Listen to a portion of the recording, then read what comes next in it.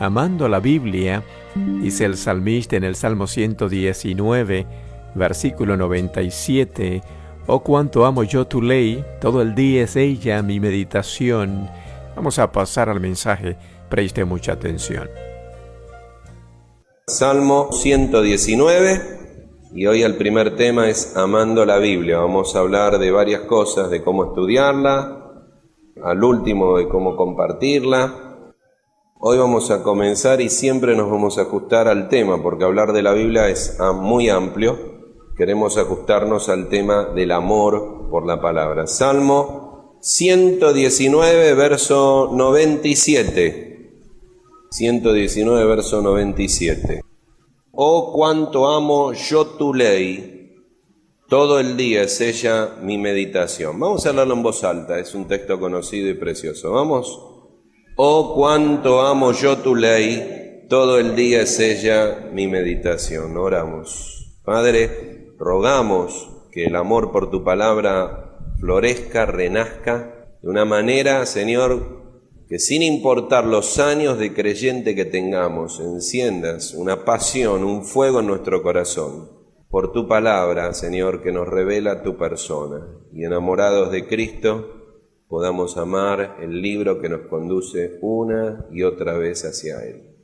Háblanos, Padre, en el nombre del Señor y Salvador Jesucristo. Amén. Nuestros textos van a ir por el Salmo 119. El Salmo 119 es un salmo que hemos compartido aquí años atrás. Espero que lo recuerdes, si no te voy a decir algo. Este es un precioso salmo, ya para algunos es un tema preocupante lo extenso del Salmo. Hace años atrás iba justamente a Córdoba y en el auto llevaba a algunos hermanos que iban a este retiro y ellos empezaron a preguntarme cuál era el tema que iba a dar en la conferencia. Una conferencia muy linda, de muchos jóvenes de muchos lugares. Y yo iba manejando y les dije, voy a hablar del Salmo 119. Y todos se rieron bastante. Se rieron por 300 kilómetros. Porque lo que en su pensamiento asumieron es que es imposible compartir de un salmo tan largo, y no es por el mensaje en sí, es por la idea de que ya nos paramos en este salmo. Es como si yo te dijera memorizalo, ya me dirías, el club de amigos memoriza los 5 capítulos de Primera Tesalonicenses y se le va a regalar una Biblia arqueológica. Tendríamos que regalar algo más que una Biblia arqueológica para que quieras memorizar los 176 versículos del Salmo 119. Pero el problema es siempre lo mismo, una asunción de que es algo muy extenso, que alguna vez has leído y no has entendido la sencillez de lo que este Salmo está mostrando. Simplemente tiene 176 versículos. Nunca hice un esfuerzo para memorizar el número. Sencillamente porque en tu Biblia este es un salmo acróstico o alfabético y dice Alef, Bet, Gimel, Dalet. Cada grupo de 8 versículos comienza con una letra hebrea, porque en hebreo los primeros 8 versículos empiezan con Alef, los otros 8 versículos con Bet, los otros 8 versículos con Gimel, como si dijera A, después B, C, así. Como son 22 letras en el alfabeto hebreo como en el alfabeto castellano y son 8 versículos, yo sé, como vos sabés, que 22 por 8 da... A ver, 8 por 1, 8. Estamos mal. 22 por 8 da 176. Por eso sé que tiene 176 versículos, no es que soy ningún genio, es entender. Y la idea de la mnemotecnia, la forma de memorizar que los judíos tenían, era para que no olvidaras, y si yo te digo memorizar los 176 versículos te morís, si tuvieras un acróstico alfabético sería mucho más fácil. Todo el Salmo está hablando de la Biblia, salvo 4 versículos, todo el Salmo está hablando de la palabra de Dios. Usa muchos términos, habla de lo que el salmista tiene que hacer con la palabra, habla de lo que la palabra va a hacer en tu vida, habla de lo que la palabra es, así que pone la palabra ley, estatuto, mandamiento. Hay casi unas 10 palabras hebreas y hay un montón de cosas muy interesantes que las compactás y te das cuenta que es muy fácil acercarte a este salmo viendo lo que la Biblia es, lo que la Biblia produce y lo que yo tengo que hacer con la Biblia. Nosotros solo nos vamos a dedicar al aspecto de amar la palabra, porque es lo que se nos ha pedido que hablemos y de eso queremos hablar. Así que él pone la palabra amar varias veces y la vamos a rastrear, por lo menos 4 cosas que él ama. Así que el primer punto es el amor por la palabra. En el verso 47 dice, amo yo, y entonces pone ahí, y me regocijaré en tus mandamientos que he amado. En el verso 48 dice, alzaré asimismo mis manos a tus mandamientos que amé. Y lo mismo dice el verso 127 y el verso 159, está hablando de amar los mandamientos de Dios. Por eso he amado tus mandamientos más que el oro y más que el oro puro, lo compara. Y en el verso 159 dice, mira, oh Jehová, que amo tus mandamientos. Primera cosa que ama al amar la palabra, ama los mandamientos de Dios. La palabra hebrea mandamiento, una de las palabras que se usa en el Salmo 119, es un mandamiento definido, impuesto por autoridad. Es algo que Dios dice y con la autoridad que Él tiene, lo tenés que obedecer. Una de las cosas más importantes de la vida cristiana es entender que los mandamientos de Dios no son una carga. Tal vez el texto que te abre la mente y el corazón es el de 1 Juan. ¿Alguno lo recuerda? Los mandamientos de Dios no son, y hay una palabra media extraña en castellano, ¿cómo? Gravosos. No son una carga, no son un peso. Todo lo que Dios nos manda, en general, es contrario a la naturaleza, ¿no?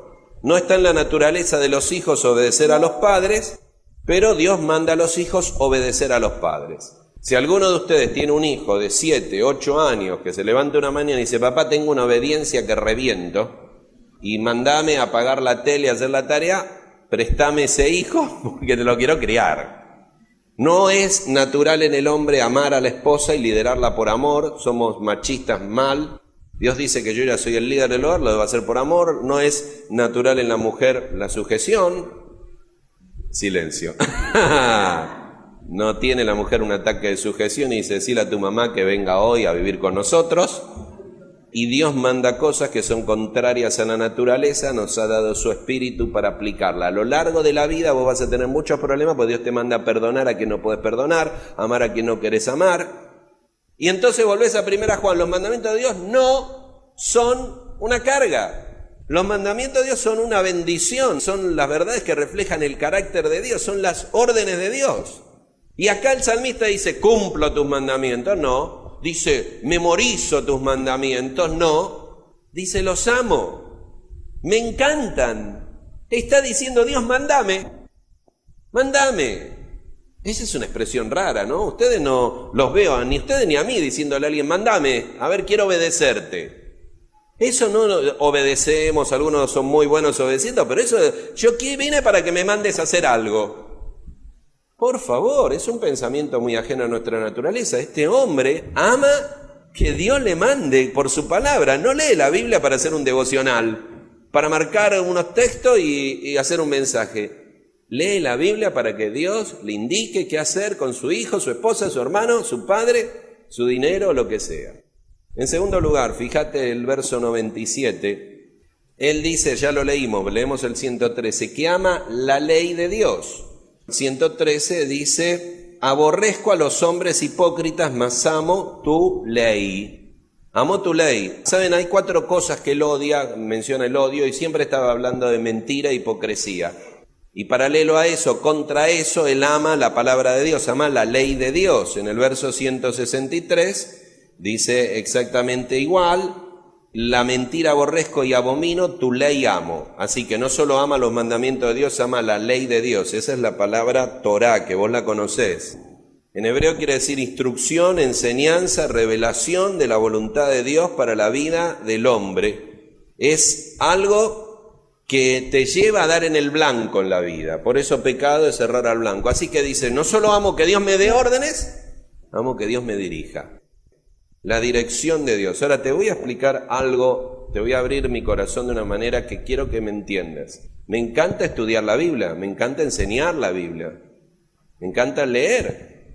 Todo eso no hace este aspecto de aprender a sacar y que Dios me dirija. O sea, yo puedo estudiar la Biblia, hacer un mensaje, pero el asunto es si estoy dejando que la Biblia dirija mi vida. Está el camino absurdo, que siempre está lleno de bromas, y ustedes saben ese camino místico de que uno abre la Biblia donde sea y Dios te va a dar su instrucción. Eso, ustedes saben que no es así. Y hay un montón de bromas, ¿no? Del que abrió la Biblia y que decía, Judas tomando una soga se ahorcó.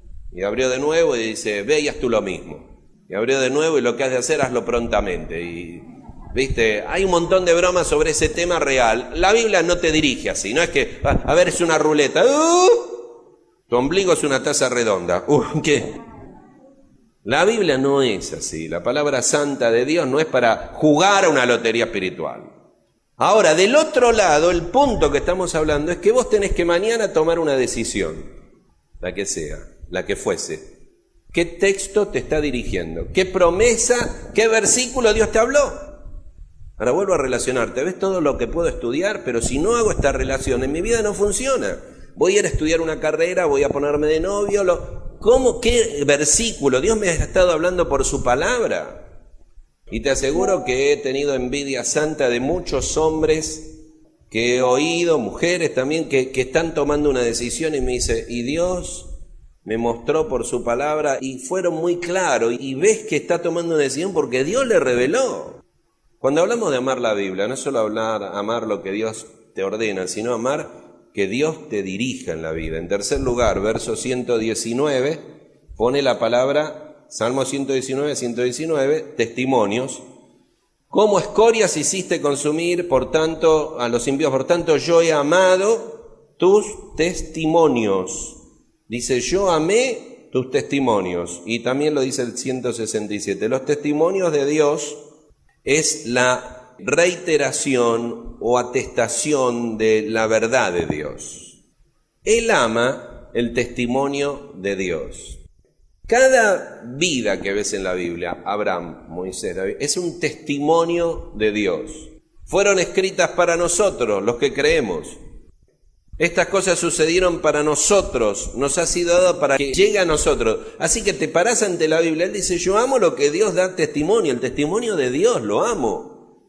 No es que amo leer la Biblia, no, amo que Dios me ordene, amo que Dios me dirija y amo que Dios me dé el modelo con su testimonio muy claro de la reiteración de lo que Él dice que es lo que debe ser.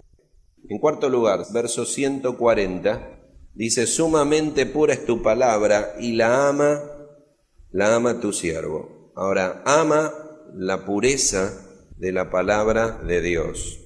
¿Sabes? Esa es la idea de algo que va limpiando, que está purificado y tiene que ver con algo sublime, con el concepto de que, claro, dice el versículo, sumamente pura, elevadamente santa es tu palabra.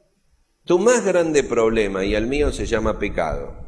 Cuando yo me encuentro con la Biblia, es el libro santo de la palabra santa, de un Dios santo, de la persona santa de Cristo. Así que santidad desborda por el libro, y eso es lo que yo amo.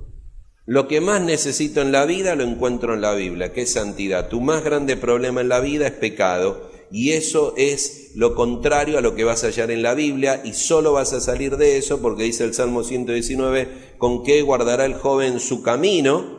Sino con guardar tu palabra. ¿Sabes? La pureza de la palabra de Dios se apropia del corazón. Cuando vos lees que ama, es porque quedó enamorado. En un momento vamos a hablar del tema de enamorarse. Y la verdad que él estaba enamorado de la palabra de Dios y obviamente de la persona de Dios y de Cristo.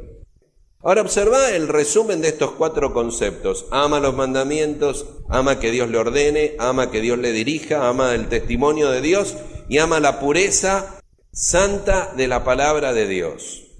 Así que el amor comienza a pasar por algo que tiene razones. El amor no es un sentimiento barato que aparece por ahí y me genera algo. Tiene que ser con motivos. Por eso una de las cosas cuando uno se enamora de alguien es te amo y me gusta tal cosa. Te amo y tal. Yo lo primero que hago con un muchacho, una chica que gusta a alguien, le pregunto qué viste de ella o de él. Fuera de lo físico. Y eso ya te está indagando algo que te gustó, que te enganchó, que te tomó. Amar significa que tengo móviles. La Biblia no es el libro de Dios para cumplir religiosamente, es un libro que te enamora, porque es la persona de Cristo que te enamora y estás enamorado de este libro. Ahora vamos a llegar en un momento a eso, pero quiero ir a la segunda parte. El deleite en la palabra de Dios. El deleite en la palabra de Dios. Ahora aparece la palabra delicia.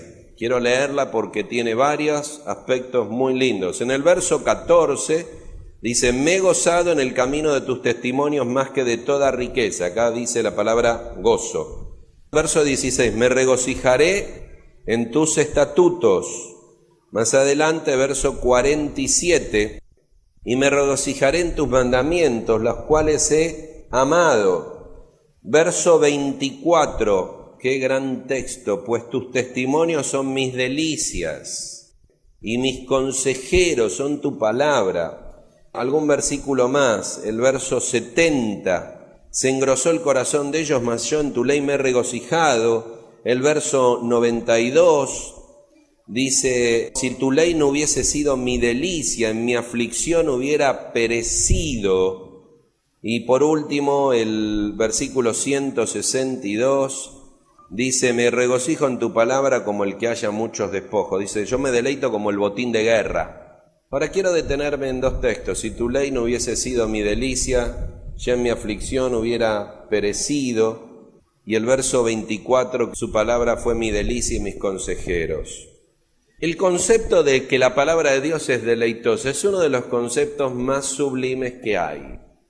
Es el concepto que va contra todo pensamiento equivocado de ese que si hoy no leo la Biblia me va a ir mal. Que hoy tengo que leer la Biblia porque estoy obligado. Que si hoy no leo, esa concepción no corresponde. Alguna vez le dije a alguno de mis hijos, siendo más chicos, que dejaran de hacer su hora silenciosa que hacían en el club bíblico. No sé si le gustó mucho a los líderes del club bíblico, pero la razón era que estaban haciéndola de una forma religiosa. Un joven de club bíblico puede cumplir porque si le leen el sábado la hora silenciosa y la tuvo que hacer de lunes a sábado y no la hizo, ¿qué es lo que hace? Díganlo, ¿cuántos de acá lo han hecho? Confiesen, la hace el viernes, todo junto. Cuando uno ve que hay algo que trasciende el deleite y el placer, está equivocando el rumbo. Lo de Dios es algo deleitoso. Yo entiendo que los creyentes han sido expuestos a un aburrimiento, predicadores aburridos, reuniones aburridas y cosas aburridas, que no juzgo a nadie y al contrario respeto profundamente. Pero la verdad que si vos no encontrás deleite en la palabra, estás perdido. Ahora observaron como dice el Salmo, dice, me deleito son mis consejeros, y si no hubiera sido mi deleite, mi aflicción me hubiera matado. No me deleité cuando estaba bien, me deleité cuando estaba re mal, afligido. Me deleité de tal forma que mi corazón creció. Una hermana que amo profundamente, una abuela, había perdido a su nieto de muerte súbita, fue algo terrible. Cuando la fui a ver, una de las cosas que le pregunté era cómo estaba pasando este tiempo y me dice, son mares de dolor que vienen, pero llego a la Biblia y llego a los salmos. Y me dice, leo un salmo, es como una gota de agua en una tierra árida. Y me revive el alma, y arranco el día, y así estamos. La palabra de Dios es un deleite en medio de la aflicción, en medio de la vida, es una delicia única, sublime. Hay más versículos, no los voy a leer, que mencionan el mismo concepto del deleite en la palabra de Dios. Sí voy a leer un salmo. Dice el Salmo 94, yo lo leo, verso 19, en la multitud de mis pensamientos, dentro de mí tus consolaciones alegraban mi alma. Cuando vos tenés problemas, la mente te mata, porque pensás, lo que hago, lo mato, me arruino. Entonces viene la palabra de Dios, es un deleite, es una alegría, es un consuelo, es un ánimo, es algo que da placer en la vida. Por acá viene una pregunta sumamente práctica. ¿Te acordás un momento de tu vida que te haya hecho un clic y que la Biblia pasó a ser deleitosa? Ya les voy a explicar un poco cómo es esto. Eso significa que en un momento de la vida venías leyendo la Biblia, venías haciendo tu devocional, pero de repente dejaste otras cosas por seguir leyendo la Biblia. Yo me acuerdo de ese momento, tengo presente, no sé el día, pero era un momento, a ver, vengo de una generación donde no había PlayStation, no había internet, no había celular, y éramos felices, aunque usted no lo crea. No había Play 3, 2, 1, apenas salió el Pac-Man y ya hacíamos una fiesta. Y sin embargo uno se enganchaba con la televisión. Siempre hay algo que te engancha. Hoy es internet, es Facebook, Twitter y todas esas cosas que te chupan la vida y te consumen. Pero en ese momento era la televisión, no había cable tampoco. Voy para atrás, ¿no? No había color tampoco. Y había 5 canales. El 7 no había que verlo porque era el coro de Londres todo el día. El 2 no lo agarrabas nunca. Tenías que hacer la vertical humana con la antena y tener el cable así. Así que te ibas entre el 11 y el 13, porque el 9 sigue hasta el día de hoy viendo todas las telenovelas mexicanas que hay y venezolanas, que algunas hermanas ven profundamente acá. Y hacías con un televisor muy moderno que no tenía control remoto y hacía toc, toc, toc, toc, con una cosa que se llama sintonía fina, que siempre se veía así. Todo esto lo digo porque hay muchos jóvenes acá, ¿no? ¿Cuántos de ustedes no saben de lo que estoy hablando? También. No, mintieron varios, bueno, no, algunos. Entonces veía el Zorro y les aseguro que era estreno. Y no era en color, chicos, como lo ven ahora, porque eso fue pintado. Era en blanco y negro. Y hacía que después agarraba, viste, una tiza y marcábamos toda la casa con una tiza.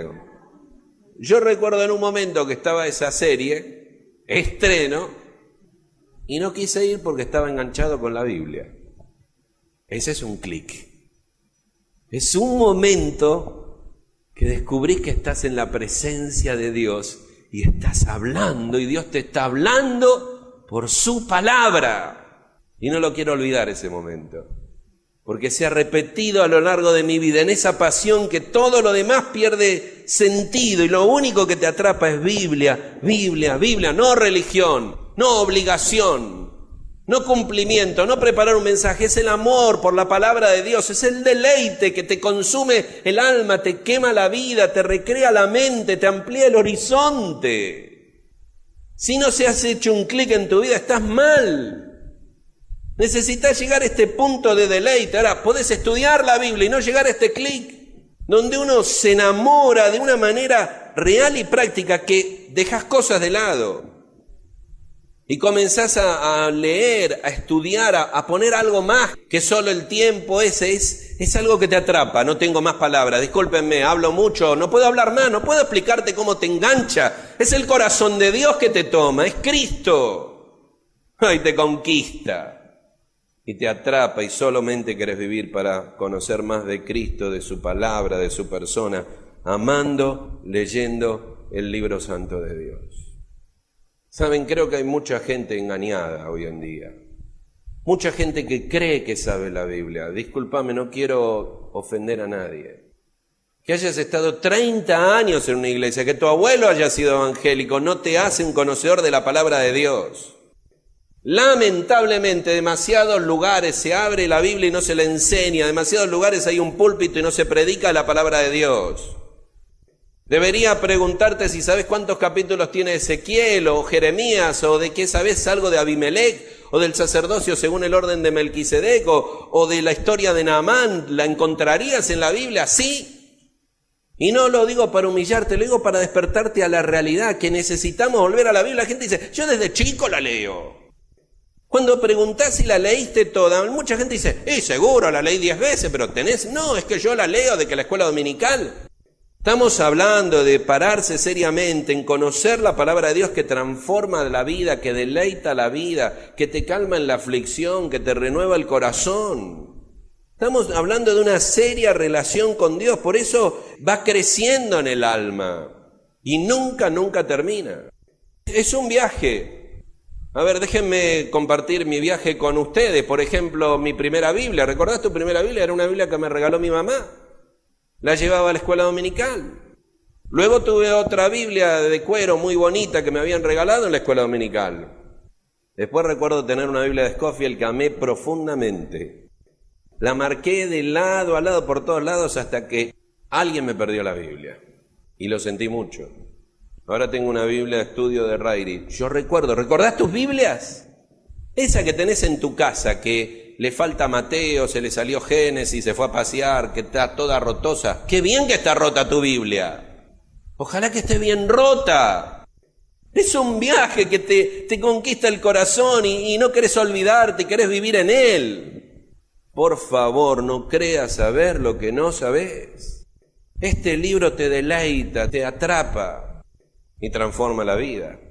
Porque si las aflicciones hallan deleite en la palabra de Dios, recordás el Salmo que dice, yo lo he mencionado muchas veces, 85:8, escucharé lo que hablará Jehová, hablará paz a su pueblo y a su santo para que no se vuelva a la locura.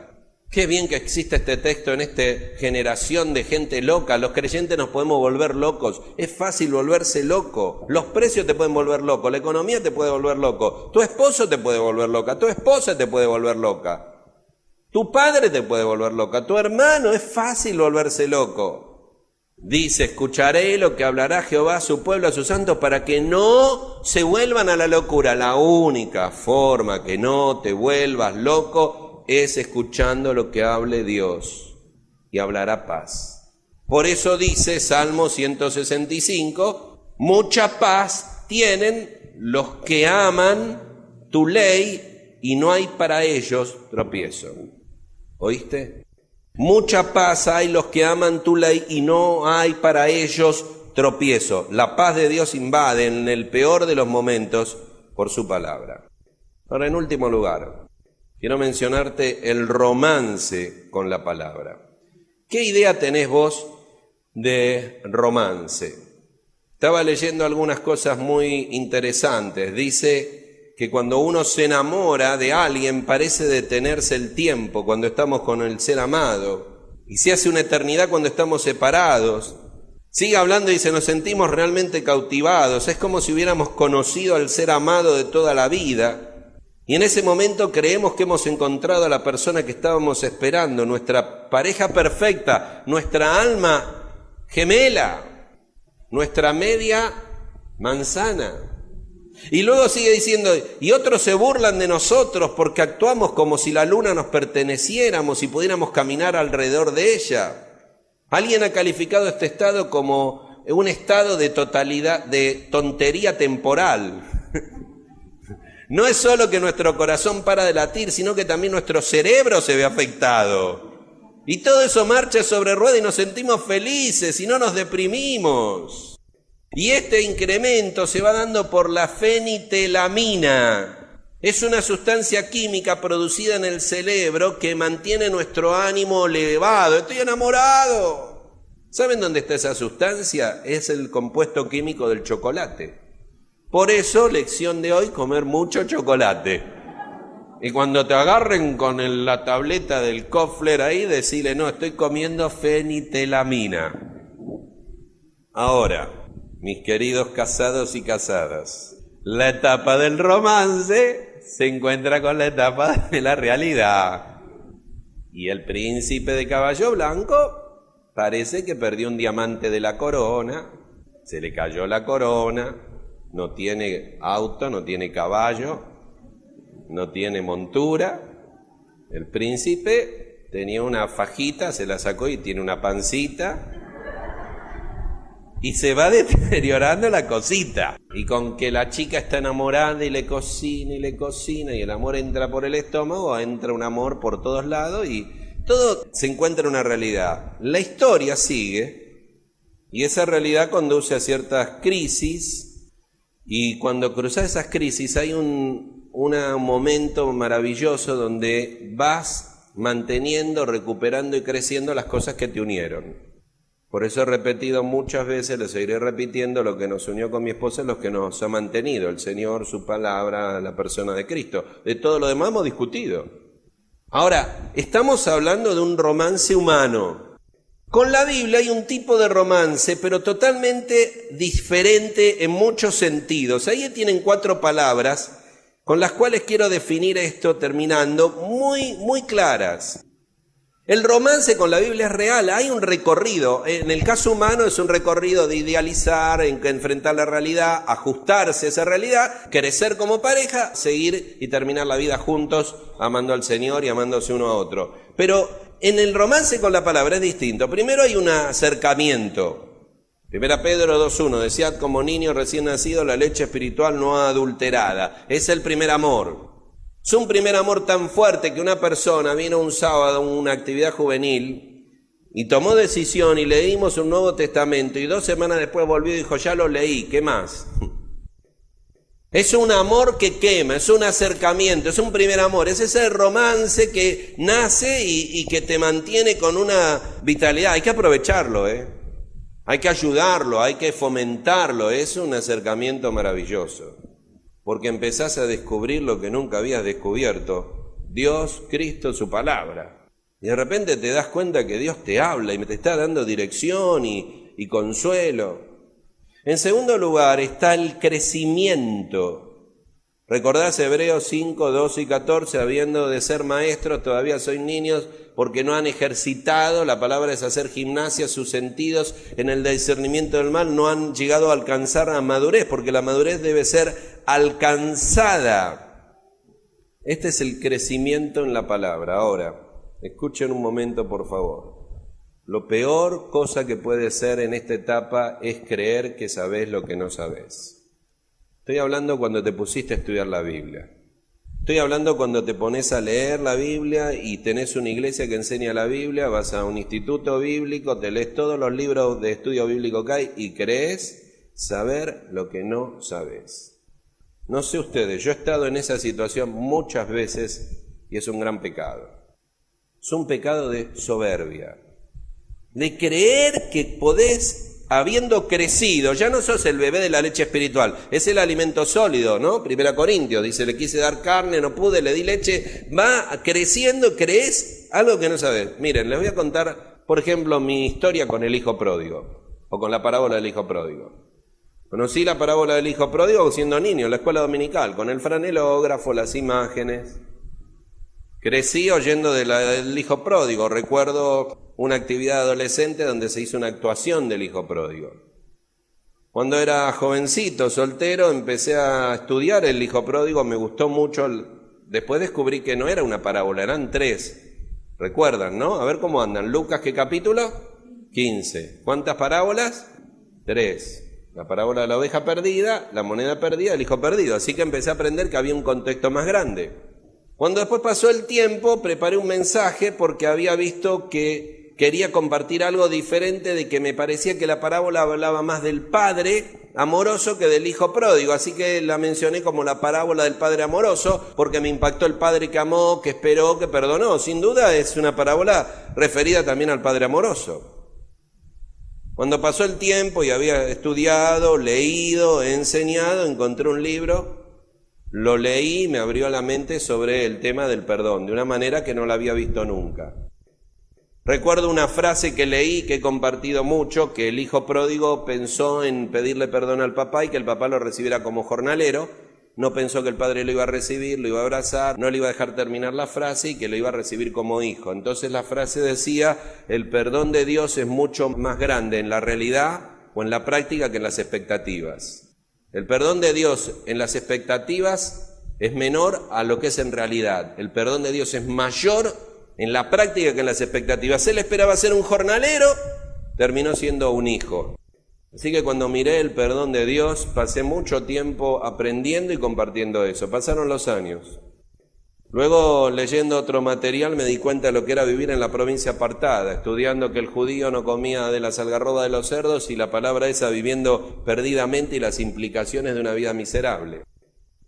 Hace algunos años atrás di un estudio sobre la parábola del hijo pródigo, di toda una serie. Cuando pasó el tiempo encontré otro libro que me hablaba de la posición del padre, que siendo viejo corrió y me explicaba la historia que un viejo, una persona mayor, viejos no son los trapos nada más, que no corría, pero corrió evitando la vergüenza pública. Y entonces comencé a considerar algunos aspectos que no había visto. Por años y por años, enseñé de la relación de padres e hijos sobre el hijo pródigo. Y ese abrazo y lágrimas creo que ha sido el punto de quebrantamiento de ese texto de montones de jóvenes al compartirle esa verdad. Luego estuve hablando del tema de los hermanos y encontré hace algunos años atrás el tema del hermano del hijo pródigo. Y noté qué problema tenía el hermano mayor, que se quedó, que envidió al menor, que se quejó. Hace un par de meses hablé del hijo pródigo. Y un hermano me dijo, qué lindo, ¿sabe lo que yo he notado? Que en la parábola el padre habla con el hermano mayor y el hermano mayor le dice, tu hijo. Él no era el hermano. Y el padre le contesta que el hermano había muerto, tu hermano. Y en una charla, después del mensaje, ¿vio hermano? Dijo, tu hijo, tu. Qué bárbaro, fue y lo anoté. Nunca he dejado de aprender. ¡Nunca! No quiero dejar de aprender. Es el libro santo de Dios. Cavás y encontrás la persona de Cristo y la profundidad es tan amplia que es un acto de soberbia creer que sabés lo que no sabés. Y quiero pasar el resto de mi vida creciendo y abundando. Nunca vas a dejar de cavar, es riqueza tras riqueza, la riqueza de la sabiduría de Cristo, que está resumida en su propia persona. Así que del crecimiento pasás al entendimiento. Y el entendimiento diferencia entre conocer la Biblia y tener una perspectiva de la Biblia. Son cosas distintas. Israel conoció lo que Dios hizo. Moisés conoció sus caminos, dice el Salmo. Moisés aprendió a conocer los caminos de Dios. Fue una relación totalmente distinta. No tengo tiempo, pero ustedes pueden detenerse en los evangelios, ahí en Mateo 16, en Marcos 6, en Mateo 15, en Lucas 24, diciendo, los discípulos no entendían porque tenían el corazón duro. Estaban con el mejor maestro, Cristo, no entendían porque era la dureza del corazón, porque la Biblia no es solo leerla y estudiarla, hay algo que está en tu corazón que no se abre. Y si no se abre, no hay entendimiento, o sea, comienza con un acercamiento, sigue con un crecimiento, pero el entendimiento ya viene no porque sepas el griego y el hebreo, sino porque el corazón se quebranta. ¿Cuántas cosas aprendiste de rodillas llorando? Y descubriste una verdad de Dios que nunca habías visto, estaba ahí, pero se metió en el alma.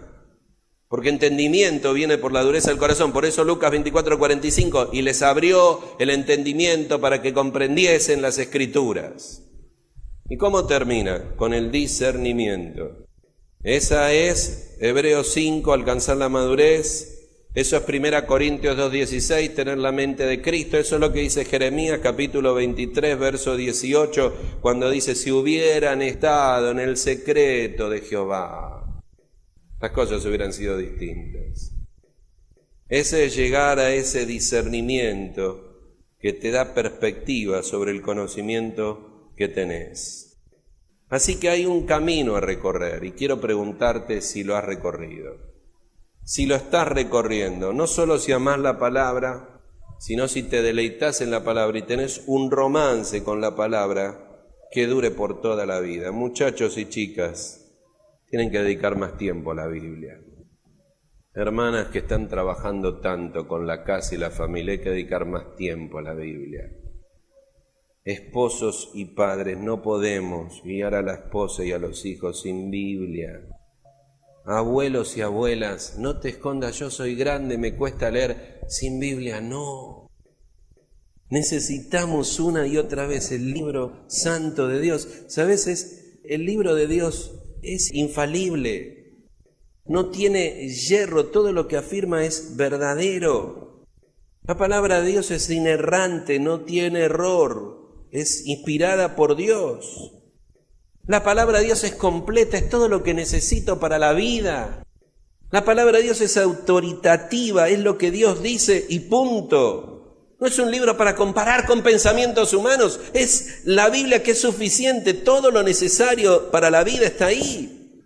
Es efectiva, produce cosas en la vida, salva por la palabra, edifica por la palabra, consuela por la palabra. La palabra es determinante, marca una diferencia en tu vida de acuerdo a cómo respondas a ella. La palabra de Dios es como dijo Robert Moffat, es el libro que contiene la mente de Dios. que contiene la condición del hombre, el camino de salvación, el destino de los pecadores, la felicidad de los creyentes. Sus doctrinas son santas, sus preceptos son divinos, sus historias son verdad y las decisiones bíblicas son inmutables. Léela para ser sabio, créela para apropiarte de la verdad de Dios, vivila para ser santo. Contiene luz para dirigirte, comida para sostenerte, consuelo para animarte. Es un mapa para la vida, es un báculo que el peregrino usa para caminar cuando está quebrado, es la brújula del piloto, es la espada del soldado para las terribles guerras de la vida, es el refugio para las tormentas que se meten y parece que nos van a voltear continuamente. Cristo es su gran tema, su bien y su propósito y su gloria final. La Biblia debería llenar el corazón, gobernar la mente, dirigir los pasos. Léela continuamente, con lentitud, con prontitud, con frecuencia, con pasión, con denuedo. Es una mina de riqueza, un paraíso de gloria, un río de placer. Será abierto en el juicio y determinará la eternidad de muchos. Y permanece por siempre en los cielos. Cielo y tierra pasarán, pero mi palabra no pasará. ¿Qué esperás para tomar un verdadero compromiso con el libro santo de Dios, que habla de la persona santa de Dios, Cristo Jesús? Porque a Él te conduce en cada palabra y en cada letra hacia Cristo, hacia el Calvario, hacia su vida, su muerte y su resurrección. Y envuelto en este libro estás enamorado del Señor Jesucristo. Y la televisión, internet y el trabajo y todo lo demás tendrá su lugar, pero discúlpenme, este es el momento en que mi alma está atrapada en la persona de Cristo, en cada palabra de su palabra, en cada texto, en cada versículo. La sangre que destila Cristo por la palabra santa de Dios envuelve mi alma. Y quiero vivirla y practicarla y amarla y rendirme y sujetarme a ella. Para que me vaya bien, como dice Deuteronomio, mis hijos y los hijos de mis hijos hasta la tercera y cuarta generación. El libro de Dios que te conduce a la persona de Cristo. Pregunto al terminar, ¿tenés a Cristo en tu corazón? ¿Estás seguro que si murieras en esta noche vas al cielo? ¿Estás seguro de que tus pecados han sido perdonados?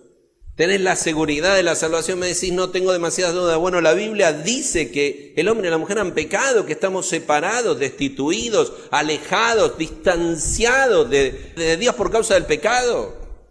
Y vos no podés hacer nada para salvarte, y yo tampoco. ¿Recuerdan los mineros, aquellos hombres 33 en la mina? ¿Se imaginan con una cuchara queriendo salir de ese lugar? Imposible. No sabían que ya estaban muertos, no había rescate. No tenían idea del precio que iba a costar los millones de dólares y el movimiento de gente para hacer un hueco, pero cuando se hizo el hueco, el tubo era tan pequeño que solo tenía lugar para uno y de a una a la vez. Estaban en lo más profundo de la oscuridad de la muerte y solo tenían que confiar en ese tubo para salir y ser salvos y ver la luz. Hoy usted debe confiar solo en Cristo, solo Él murió en la cruz, solo Él puede salvarle, solo Él derramó su sangre y solo puede arrancarle de la oscuridad y llevarla hacia la luz. Ese es el mensaje de la Biblia, que usted debe tomar y decir, Señor, perdóname. Dígale, creo que Cristo murió por mí, lo creo, Señor, no doy más, y te recibo en mi corazón. Te pido que me salves. ¿Está listo para hacer esa oración? Este es el tiempo para hacerla. Inclinamos la cabeza y estamos un momento en silencio. Hable con Dios ahora, dígale con sus palabras, Dios, perdóname. Me siento mal, estoy sucio, he pecado. Dígaselo con su corazón y con sus palabras. Perdóname, Señor, perdóname, he pecado. No merezco el cielo, no, perdóname. Y ahora dígale, creo, necesito confiar en Cristo, que es mi Salvador, que murió por mí, que solo Él puede salvarme. Muy bien, vamos a orar. Necesito que el tiempo se detenga ahora. Y por un segundo, como creyente, hables con Dios y le digas, Dios, quiero tener un compromiso con tu palabra. Leerla, amarla, vivirla, obedecerla, memorizarla, meditarla, predicarla. Decíselo. Sé serio, por favor. Dios está escuchando. Querido Señor, te damos gracias por tu palabra santa, regalo del cielo. Está en nuestras manos, está en nuestras mesas de luz, en nuestras mesas de comer, está en nuestras casas. La llevamos en el auto, la llevamos con nosotros. Cada uno tiene una Biblia en sus manos. Es tu palabra santa, Dios. Danos reverencia por ella, amor por ella, devoción por ella. Queremos amar a Cristo, su tema sublime, honrar tu gloria. Confirma la salvación de muchos, bendice la decisión de muchos, que formen parte de este compromiso que hoy tomamos. Oramos en el nombre del Señor y Salvador Jesucristo. Amén.